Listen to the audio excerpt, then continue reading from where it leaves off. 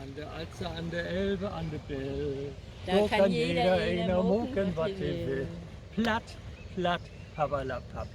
Jo, liebe Leute, es wird ein platter Freitag und wie habt so ein schönes Wetter. Habt ihr gar nicht mit Regentüt? Ja, und wir sind hier an der Elf, an der Norder, nee, was ist das? Eine Elf. An der Elf, ja. In Wittenbergen, da ja. Und das ist so schön. Und wir sind hier in Lothüt von der Freundin von Silke. Silke, ja. Ja, und das ist so bannig schön. Wir waren schon essen und hatten einen wunderschönen Spaziergang gemacht. Und ja, nun freut wir uns, dass wir hier sind. Und nun will ich noch mal was sagen, was Ernstes zum Snutenpulli. Jan Graf hat ja was gesagt zum Snutenpulli, dass er das Wort nicht so gut findet.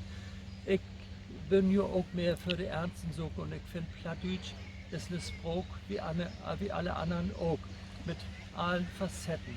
Mit Lust, mit Freude, mit Trauer, mit Bekümmernis, mit all diese Suchen. Und ich persönlich mag die Suchen mit den Gedichten und Geschichten auch lieber, wo das ein bisschen ernster geht. Und da gibt es wunderschöne Geschichten. Aber das Leben ist ja auch nicht nur immer ernst, es ist ja auch mal lustig. Und warum? Gerade jetzt, in Corona-Tiden, ist das doch wichtig, dass wir auch mal ein bisschen zu lachen haben. Nicht wie mögt auf allerhand verzichten und das ist ja auch in Ordnung so. Und da finde ich jetzt einfach auch das Wort Snutenpulli mal ganz schön. Am Anfang habe ich immer Mast gesagt und jetzt habe ich eben Snutenpulli oder was anderes da oben.